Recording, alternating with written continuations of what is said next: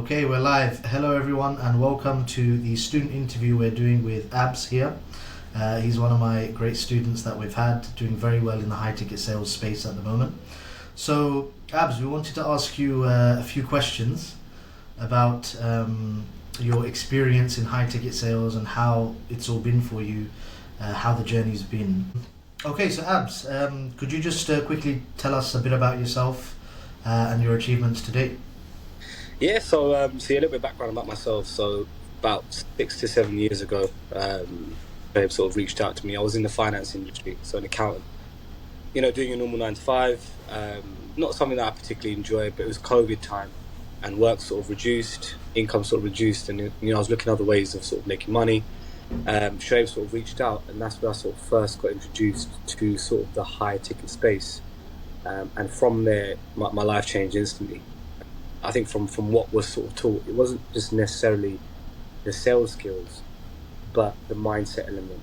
Things that I'd never been exposed to before, which sort of rewired my thinking. And yeah, since then, 6, 7 years later, close to a million in sales, worked on 6 to 7 different offers, and now sales is becoming the main thing. Okay, excellent, good to hear. So let's get into the specifics then. So how we're going to structure this is basically we'll do like before you came into the program, during the program what your experience was, and after in terms of results and basically what you've been up to until now. So in terms of before, like, could you tell us a bit about background of your kind of career and what you're doing with that at the moment? So it's just the normal traditional sort of route where my dad was an accountant, had his own business, so it only made sense at the time to be able to go in towards that industry, get my qualifications, and start working as an accountant. It was fine. I mean, a couple of years doing that, it was fine. I mean, it wasn't crazy intense. It wasn't something that I hated, but once again, it was restricted to an office. There wasn't sort of that sort of freedom to be able to do what you want, how you want to do it, and of course, the main thing is that it's sort of capped. Working for someone else, working 9 to 5 in the accountants industry, you can only make a sort of certain amount with that type of industry. So it was about finding a way where you can make money by working, smart and not necessarily as hard, if that made sense. Mm. Yeah, that makes sense. So you were already on a path of the career of accounting. So why did you want to kind of switch to sales? Why sales specifically, as opposed to any other type of side hustles out there? To be honest with you, bro, I never really knew about sales. So it was more about Shoaib sort of introducing me to that particular field. And when I did get introduced to it, I realized that by having the skill of being able to sell, you can make so much money. And you're not capped. Because it's a type of industry where, your skill set is how much you sort of earn. So the better you're at sales, the better you're at selling, the better skill set you have, the more money you make. Does that make sense? And of course, with sales, it's like, you can be on working for selling so many different things. So you don't necessarily need to be on one offer. You can be on so many different offers, and you work within your own time. So, aspects where you can book your own calls in, you can work from anywhere in the world, and you work when you want, and sort of how you want. If that makes sense. Okay, cool. That makes sense. And apart from money and like time freedom, what was kind of the main motivating factor for you to pursue another path other than accounting? Good question. I think for me, Shoaib, the motivating factors for me, I'm quite an ambitious person. So for me, doing the traditional route, your 9 to 5, your accountant, for me, I just felt as if I wasn't achieving enough for me, as an individual. Mm. So, and I know I'm capable of so much more. I've got very good communication skills, and I've always had that. Adding sales to that just made me realize, and by being on Shoaib's course with that mindset shift, I realized that in life anything is possible. If you put your mind to it, you work hard, eventually you will get there. And I'd never been exposed to that. So essentially for me, it was just about having that ambition, that drive. And more so for my family, I've got people that I want to support. I've got my wife, I want to do, various things for her, brothers, just like, most people want to do. You want to set up your family, you want to look after them and give that stability. And you can only do that by having, your own business or being in sales where, you're not capped and you can make more and more and more money. Yeah. I mean, I kind of resonate with exactly what you said, because when I was working as a pharmacist, I was thinking I'm wasting 8 to 10 hours a day, and I can't do what I want to be doing, right? I can't realize my potential in whatever it is I wanted to do. So I completely understand that. So could you just clarify? Did you have any sales background? Have you worked in any previous sales roles before? Shape, honestly speaking, zero sales background. I mean, when I was 15, I was Mm. out on the street selling a network called TalkTalk, right? But that was for like a week, didn't last long, so I wouldn't call that sales experience. All right. But first time I'd ever been introduced to it, never come across it before. Okay. Okay. Cool. Cool. So now that's kind of the background before you came into the program. So when you came into the Sovereign Closer program that we have, obviously we teach what we call the Sovereign Trinity. So the Genesis principle, which is about mindset, the DR sales principle, which is the new sales methodology that we have, and of course the Sovereign Magnetism principle, which is how to attract these offers so that you can start selling into, right? So what stood out in the program? What were your main takeaways? And how did that kind of affect you on your journey? A good question. So the main takeaways for me, Shahid, was that essentially this type of program is essentially working for yourself, right? You have the license to be able to, once you've learned the skills, you have the tools and resources and the skill set to be able to then start reaching to clients and starting to gain those offers and start to make money. Okay. For me, with this particular program, specifically speaking, Shahid, from what I sort of learned, there's various different elements of the program that you learn. For me, it was sort of specifically was like the video outreach element of the program, where you teach your students to get on a camera, similar to what I'm doing now, describe what you've done, your skill set, and literally send those videos to businesses, to influencers, basically selling yourself. And for me, that was one of the best takeaways, because I learned how to communicate via video. I learned how to sell myself. And once you can sell yourself, you can sell anything. And I think that's, for me, was the key, because once I started doing that and I started doing that properly, the offers, they just started coming. And it was a case, Shahid, and I've never had this problem before, Mhm. where, and I came to you a few times as my mentor to sort of get that guidance. It was like, look, I've got 5 offers on the table. Which one do you think is the best? Yeah. And that's the sort of problem you want to be in. Exactly. And that's coming from someone who has no sales background as well. Because So literally, that's brilliant. within Yeah. a few months, that was what was happening. Yeah. Good. So within the program, how long did it take for you to go over the entire program, the material, until you got good at sales, until you actually started landing a role? Yeah, so it's funny you asked that, because when I first jumped on the program, I thought to myself, look, it's not a get rich sort of quick scheme. I think with a lot of people, what they're saying, most of the time it takes a lot of effort, and it takes time to get to success. But honestly speaking, Shahib, within this type of program, and obviously it's your capabilities as well. Some people pick things up a lot quicker. Some people pick things up a little bit slower. But for me, within 2 to 3 months, Shahid, within 2 to 3 months, I was in a position where I'd say that I'd learnt the skill set to a degree where I felt like I could start making money from it, and where I started getting offers. Mm. Initially for me, it was getting an offer and getting that, and that was within the first 2 to 3 months is when I landed my first role, and I felt like I was in a position where I'm confident in my skill set, and I could really do this. Excellent. So within 2 to 3 months of coming on the program, you landed your first role. Tell us about that first role. What was your experience overall? Yeah, it was so it was my first role. So as you can imagine, me being a rookie in the industry, there were so many things that I'd learned. Mm-hmm. And my initial role, Shade, was an appointment seller. Okay. So it wasn't necessarily where I wanted to be, right? I wanted to be a closer. That was my main goal. But for anyone that's sort of listening to this and wants to get there, you can get there very quickly. I mean, the Harun, it was a, I might want to cut that bit out.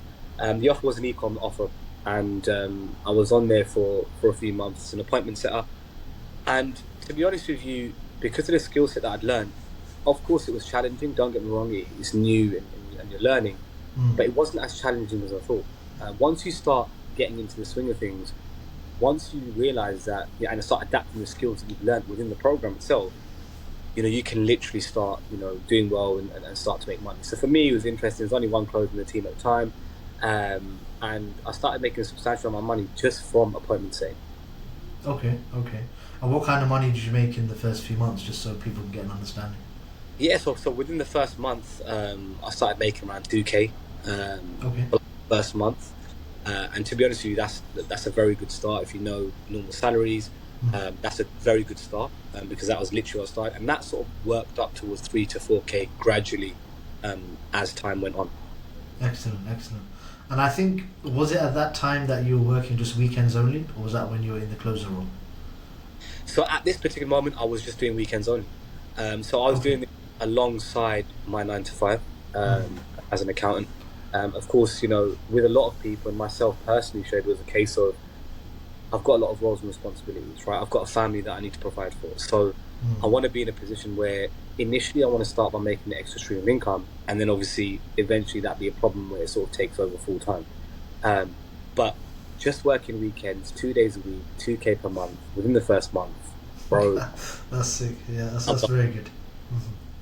Good, good, good. And could you clarify for some people, because a lot of people have the question, I've got a 9 to 5, I've got a family, just like you. How do you balance everything? Learning a new skill, getting into the industry, trying to find a role, doing well on that role. How do you balance everything? Good question. Good question. I mean, to be honest with you, Shahab, it's the case of how much you want something. Mm. Everyone before that, I could kind of, I was giving myself excuses, right? I was saying to myself, I can't do this because I'm working. I Mm. can't do this because I'm too busy. I've got this, I've got that. But really, it's how much you want it. If someone offered you a Lamborghini and gave you the keys, and they said all you have to do is just, go outside and take the keys, you would literally do it. So for me, I saw the opportunity, and I'd never come across anything like this before. In terms of how quickly I learned the skill and how Mm. quickly I was making money and the potential as to what it was. So it's just about delegating that time, and I'd give myself a few hours in the evening, that I'd make sure that that was set aside for myself, whatever that might be, whether that be Mm. brushing up on my skill set, whether it be applying for roles, anything that's refining my craft. Excellent, excellent. So would you say then that this, well, the initial phase of the high ticket sales journey is compatible with someone in their 9 to 5 as well? 100%. 100%. Look, the 9 to 5 that I have is quite intense. Very, very busy as an accountant, as you can imagine, Mm. for a big company. So I was super busy. I was super stressed. Yeah. That wasn't a problem, but it was just about making sure that I dedicate some time outside to be able to do it. And for anyone that can do that, it's simple. Excellent, excellent. Okay, cool. So could you tell us a bit about the different types of companies that you work for as a high ticket closer or appointment setter, or as what we call it, a sovereign closer, someone who's able to close at a high rate and attract all these different 6 figure, 7 figure, 8 figure business opportunities. To tell us a bit about what kind of companies you work for, because that's a big question we get. For example, consulting, coaching companies, and to tell us about what was it that they were selling, what kind of price points, and what your close rate was on them as well. Yeah, cool. So my first offer, and you never forget your first offer, first good offer that is, Yeah. was a sort of working for a multi-million-dollar organization, selling Amazon FBA packages. Okay. So essentially, these they varied shapes. They varied from like 5K, and went all the way up to around 50K, some to even 100K, depending on the client. Right. On average, these types of packages they're around 10 to 15K for an average client. And essentially, it was the first time for me working for an American company, right? And the reason why I went for an American company is because obviously, as you can imagine, I work in the UK during the day. So it's about finding a role that allows me to be able to work in the evenings. And Yeah. with the American companies, it allowed me to be able to work in the evenings because that's their daytime. Yeah. So that was the first role, and it was exciting. It was obviously competitive, of course, because naturally the sales industry is. But Mm. because I'd had a bit of experience, because as cliche as as it sounds, I've learned from the best in the sense where the program that was on, everything that was given to me was valuable, and I'd adapted it very, very quickly. So Mm. applying those skills, it wasn't hard for me to sort of make a name for myself within the first few weeks of that offer. Mm. My name was everywhere, and you probably know the sales industry anyway. It was like boom, abs, you've done it again. It was Yeah. Yeah. the type of lingo that you get with especially the Americans. Yeah. And within the first few weeks, I mean, I closed around 2 to 3 deals, and obviously they kind of weren't used to that. They hadn't really seen that before. So from there, I sort of built my name and started getting sort of the best lead flow as well. Of course, Mm. initially it wasn't the best sort of lead flow. They want to see what you're sort of made of, Mm. but that's not hard. I mean, within the first week, you show resilience, you show your skills. It wasn't a problem, and within that company, for that company, I sort of made 500k in terms of sales with Wow. that. Okay. So Excellent. there's the bulk of my sales, because the Yeah. offer was big, the offer was good, and their marketing, advertising, the business owner knew what he was doing. He was, very established, been around for 10 years, Mm. so it made it a lot easier for me to make that money. Mm. Mm. And how difficult was it for you to find different roles? Because a lot of people think person coming in with zero experience in sales, how on earth they're going to find a role, right? No, so it's a very good question, and naturally within any sort of industry, if you haven't got experience, obviously it's going to be harder than someone that does, right? Yeah. But what I found with sales is that as long as you communicate well, right? Communication is key, and most sales guys, and most people that are into sales and good at sales, they naturally, and they want to do it, they naturally have good communication, right? Mm. What I realized is that, if you have the confidence and you have communication, a lot of these business owners, when it comes to sales, don't necessarily look at experience, because sales is a type of industry where you can tell if someone's good, man. You can jump on a call, you can have an interview, you can watch a video, right? And you can tell whether someone's got something. And I think that's why, for me, landing that first role was very easy. I mean, within the program, there were, Shoaib had contacts within yourself. You had a lot of contacts within the program that made it a lot easier. Yeah. And of course, the part of the program of being obviously a sovereign closer is how to reach out to business owners. The program was structured in such a way, Shoaib, where it made it so easy with someone like myself with zero sales experience to be able to learn off of that and start to outreach. And I've mentioned before in the video, I was literally just sending videos, 10, 15, 20 videos a day to different business owners, and I was getting responses quite quickly. Yeah. Yeah. Okay. Good. So the way that we do it now, because obviously you were with us a good few years ago, we don't really recommend people, especially with zero experience, to just send out a bunch of videos, because now there's a lot more people in the space. So now what we have built is just more contacts, more recruitment networks, whereby we can easily place people that come into a role. So the next question that I have for you is, what's your average close rate altogether after learning the DR sales principle that we have? So obviously, learning sales initially obviously is a sort of industry where you've got to build your experience, and it's a lot of learning on the job. But through the program and through the experience that you guys have taught for DR sales, my closing percentage is a lot better than a lot of normal people due to sales experience. So for me, I close around 35 to 40%, generally speaking, on most of my offers. And if you know sales and you know closing, that's a very good percentage. Yeah, exactly. Because the industry standard out there is around 15 to 20%. So you've basically doubled that, basically. I remember, I think I recall in one of our conversations, I think last month you were on an offer, and I think you said you were at around 50-60% close rate. Is that right? Yeah. That was a trading offer that I was Okay. on, and just for your information, just for everyone to know as well, is I've been on trading offers, I've been on real estate, I've been on Amazon FBA, I've been on e-com offers, so I've been on a lot of offers. And this trading offer, because a lot of the time, Shoaib, with sales, it's out of your hands, right? You can only close someone that's obviously ready and in a position to buy with obviously the skill set that you have. Now, with this trading offer, the leads were very good, and because the leads were very, very good leads, I was closing a lot better than normal.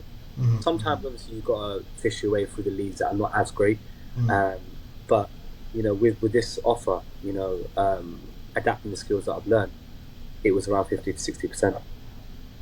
Excellent. Okay, good. So, in terms of your time in high ticket sales, altogether, how much have you closed in sales revenue for all the companies you've worked with? So I've closed close to 1 million. So I couldn't give you the exact figures, probably around 900 something. But I just say close to 1 million to sort of round it up. I'll be there very soon. And that I've been doing as a part-time closer for probably the last 6 to 7 years. Yeah. So you've literally been part-time for 6 to 7 years. Correct. Okay, Literally. good. Because I'm saying, again, one of the questions I have, people think, can I make money part-time? And so consistently, like an average, every month, what would you bring home part-time? Part-time. Oh, consistent in average, you're looking about 3K. 3K is 3K average. right. Yeah.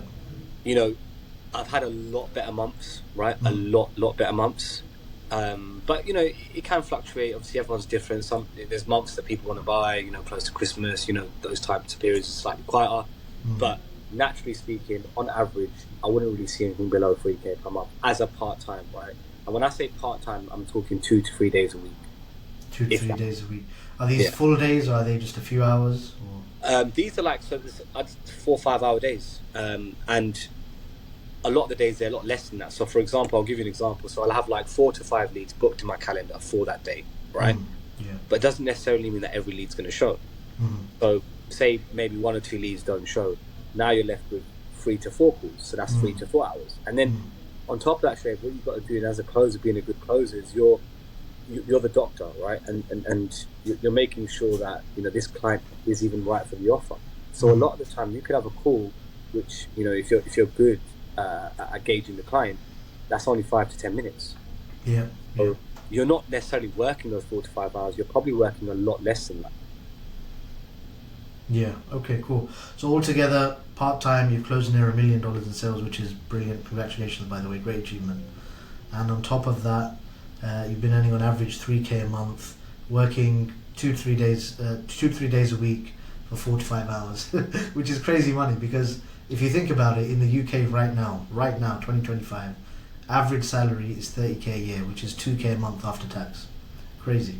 And you've been earning 3K working 2 to 3 days a week, 4 to 5 hours a day. Exactly. So that just shows the difference. And what I always say to people as well is that these skills, where you're earning money online as a closer or as a setter, they only take a number of hours to learn, and then a number of weeks to be well versed in these skills, right? And then after that, you can just get onto an offer, just like Abs has, right? So anyone who's looking to get into this, a bit skeptical, I've got a 9 to 5, I've got family, you can do it around that, right? And Abs is obviously proof of that. Okay, so cool. I have another question then. So you said your average was around 3K a month. What was your highest and what was your lowest? Good question. So my highest month was probably 8K. Wow. Okay. Probably my highest month.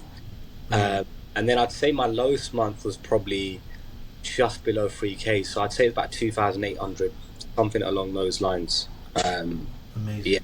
Yeah, literally. So you can see why, you can see how it does fluctuate, right? Yeah. With sales, but the good thing about sales is that, you know, even if you have those quiet months, for example, you made 8K the month before, right?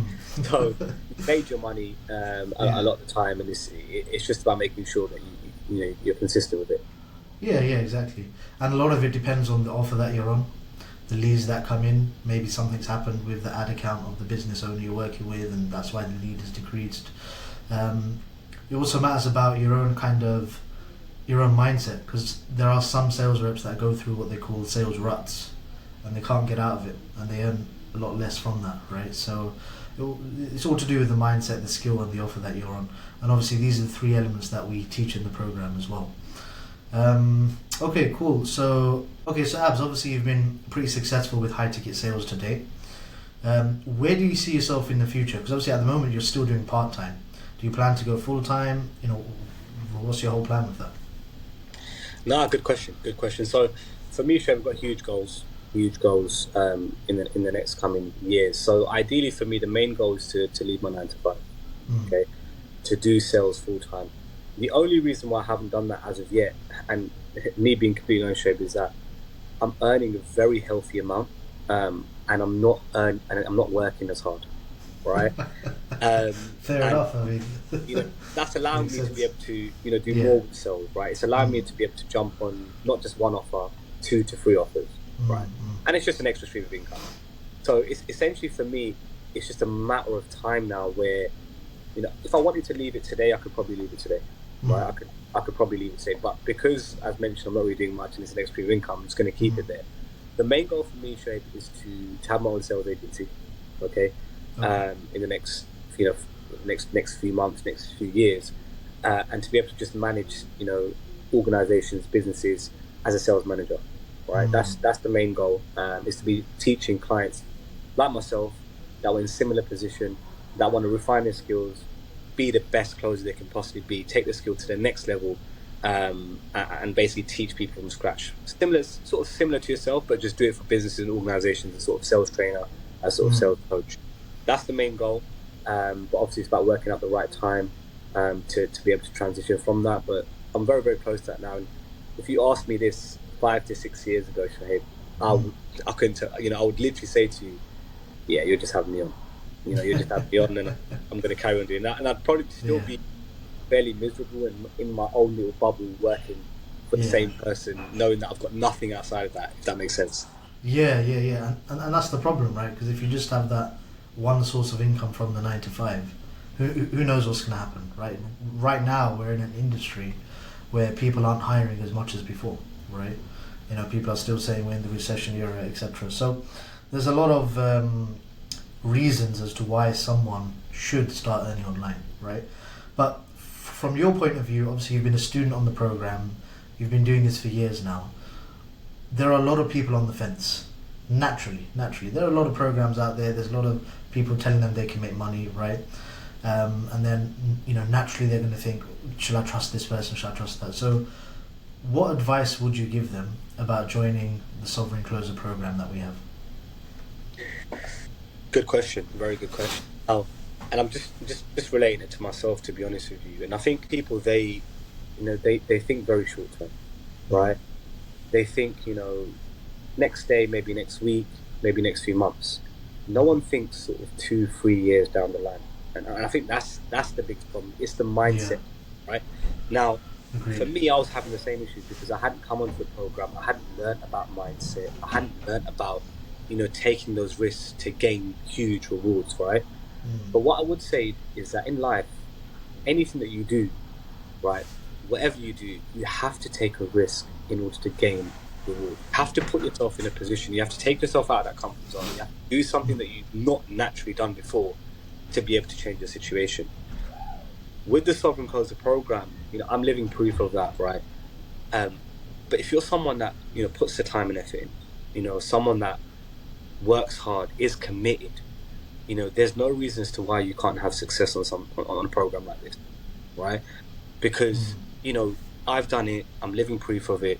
And to be honest with you, Shoaib, at the time I was skeptical myself, in investing, but I just thought to myself that I need to be able to have a backup plan. It was COVID, so maybe that was what gave me the kick up the arse. It was COVID time. I kind of need that. I'm so glad I had that, to be honest, because not a lot of people get that, and then they're stuck in the same situation they were now in the next 5 years. Exactly.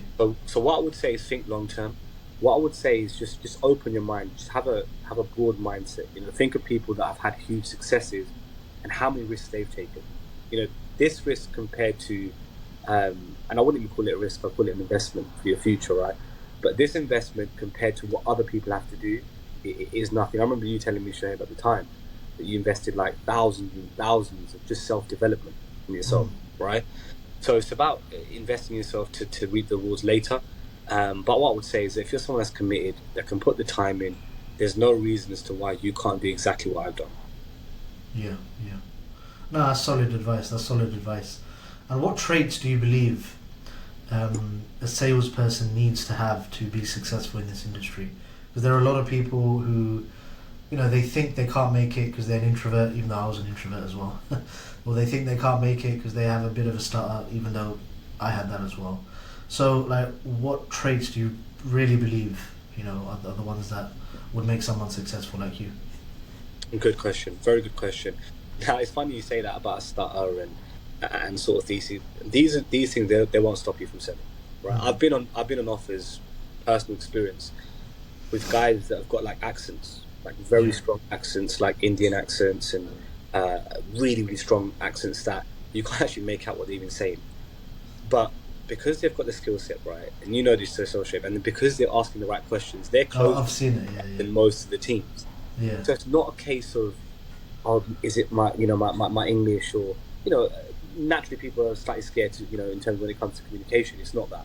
yeah. For me, to be honest with you, Shane, not everyone has what it takes in terms of, having that thick skin, right?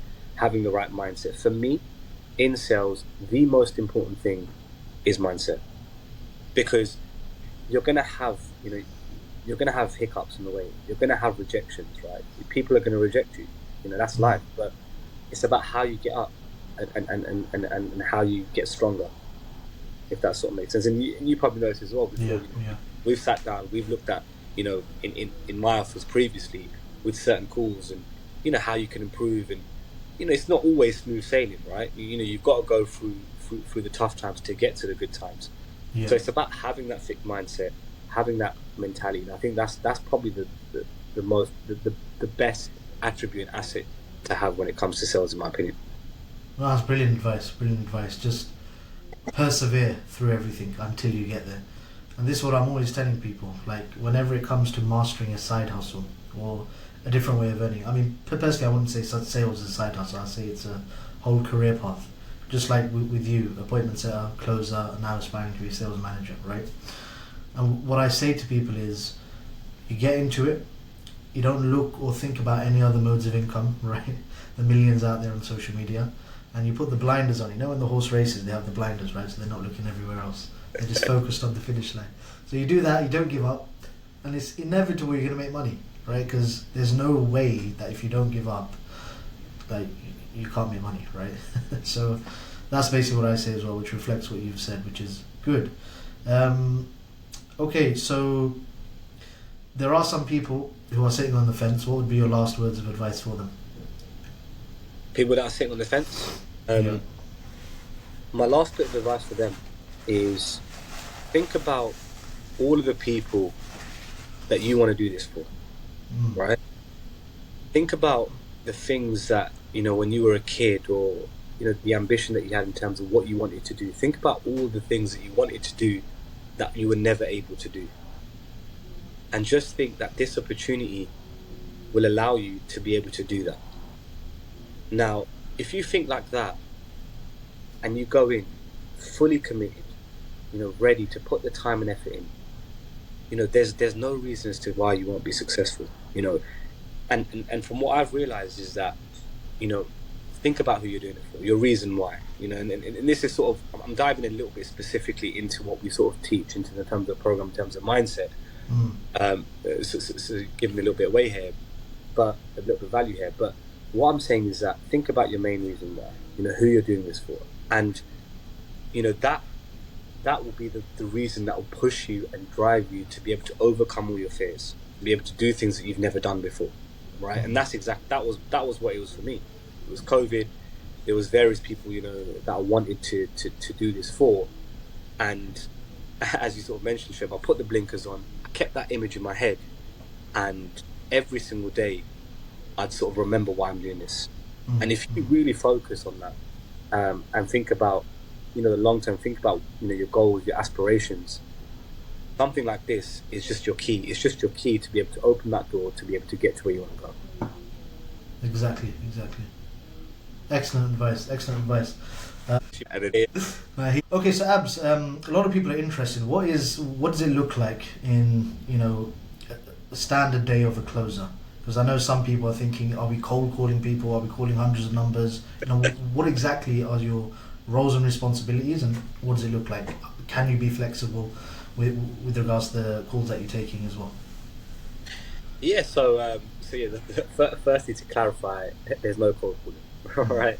Right. So there's, cold calling is not really the high ticket space in terms of, this.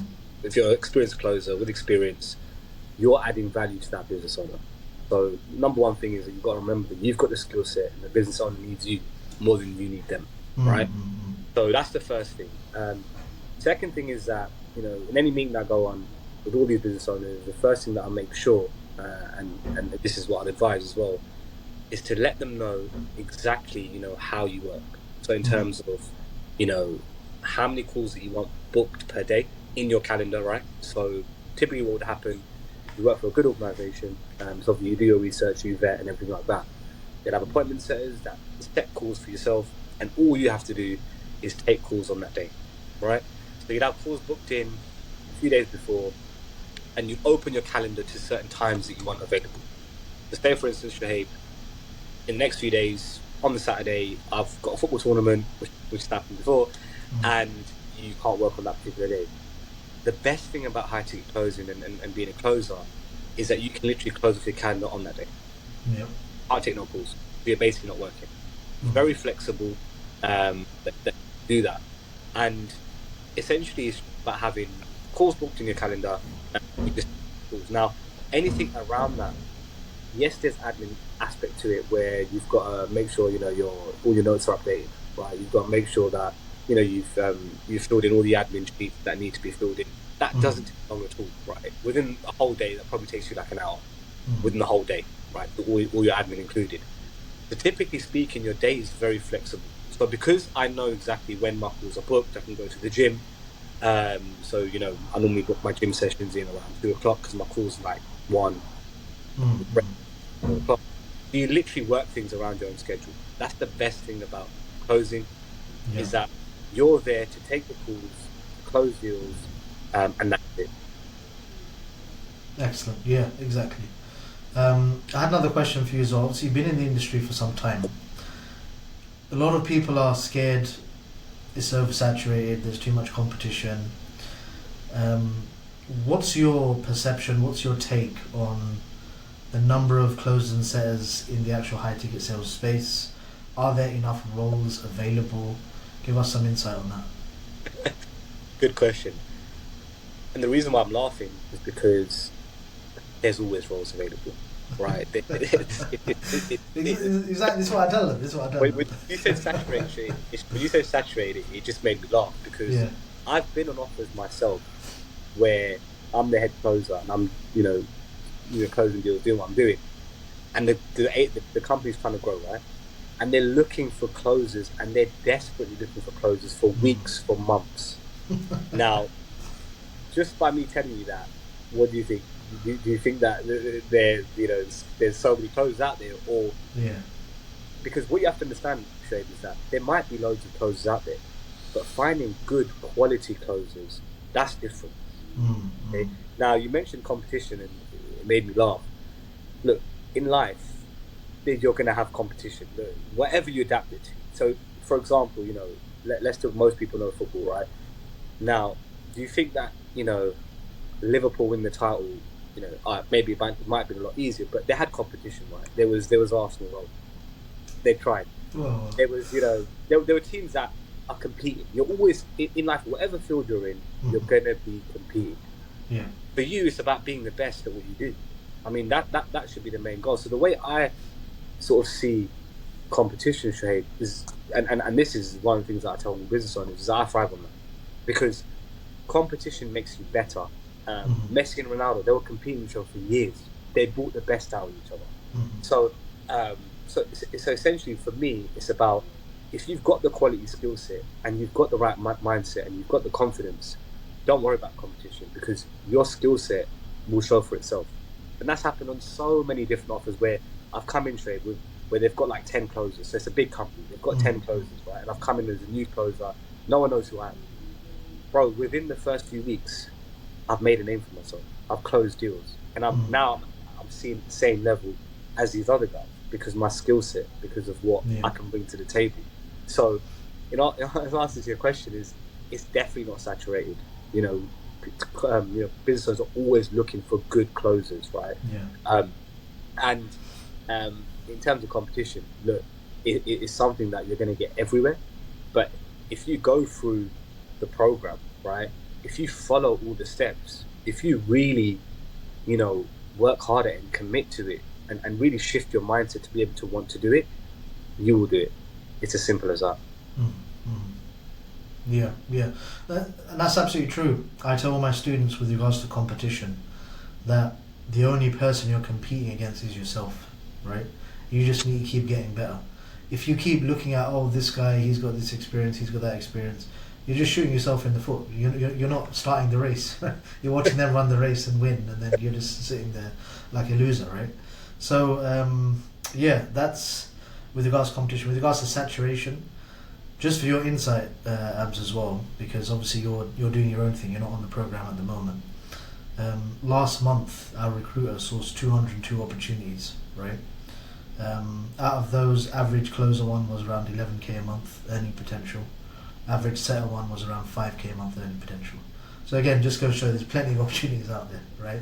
So don't listen to anyone who's a naysayer saying there's not many opportunities, it's saturated, don't come in. And the thing is, people listen to these people, and when I ask those people, okay, how do you go about looking for a role? Oh, I've applied to a lot of roles. Okay, do you have any experience? No, I don't have experience. So they're just doing it the wrong way, because they're without experience, they're randomly applying to a role. Of course, if you're applying to a role which has 100 applicants and you have no experience, who do you think the guy's going to go for, right? So you have to do it in the different methods that we teach, right? So just to quickly touch on them, one of them is obviously through warm referrals through our recruiter, right? Another one is through networking with different industry experts, recruiters, closers, sellers. And these are just a few, right? So this is basically what we teach our students in the sovereign magnetism section of the program as well. But yeah, that was a very good interview, Abs. Thanks for coming on and sharing your experience. I'm sure people benefited a lot from it. Hopefully, you know what, I do want to invite you to I do want to invite you to the Sovereign Closer program that we have. Maybe you can give a bit of advice to the students as well. That'd be pretty good. But yeah, keep smashing it, bro. Congratulations on all of your achievements, and just keep us updated, man. Appreciate it. Nah, no problem at all. No problem at all. And likewise, Shaib, is to get me to do a podcast like this. No one's been able to do it before, but the reason why you've been able to do it is probably. I don't know if the audience knows or whatnot, is because I was on the program many years ago. Yeah. And in a position where now, when I look back on it, if I'd never came on the program, right, my life wouldn't have changed for the better in the position I'm in. So I've got to thank you a lot for bringing me into the high ticket space initially, teaching me what I know now. And even now, it's a case of, guys, for anyone that's listening, it's a case that once you come on the program, you would have built contacts within the industry, and these contacts you'd have for a lifetime. Like me and Shoaib, we go way back now because of the fact that we had that one time where we sort of, had that program, and we, any advice that I need, put it this way, any advice that I need, anything that I need, don't get me wrong, I'm very, very experienced now and to a different level. But if I ever need to ask a question, Shoaib's always there to support and always there to help.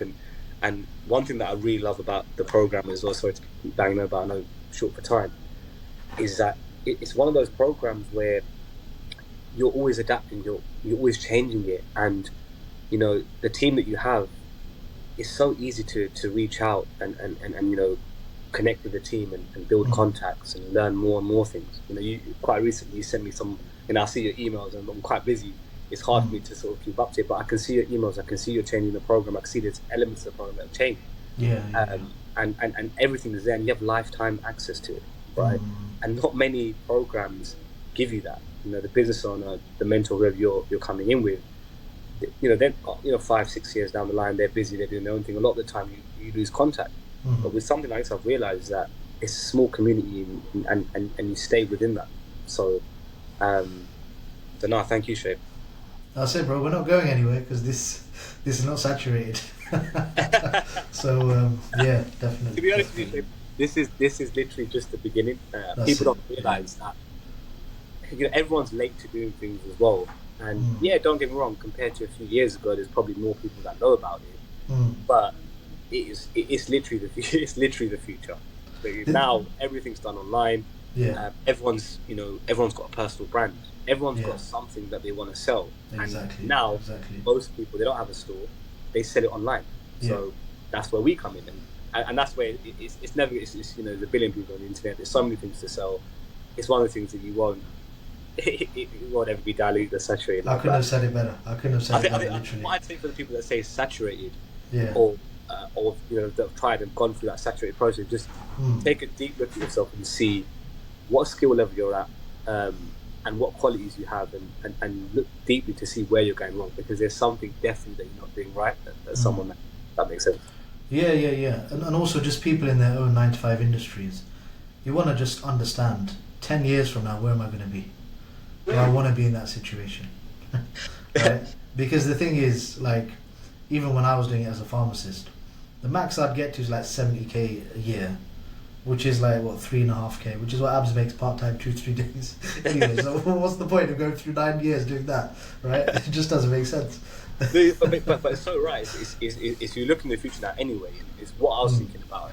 Getting slightly fearful of it is that jobs have been taken over by AI. Yeah. So like you've got even the industry that I was working, the company I work for, they've got security guards, right? It's just an example.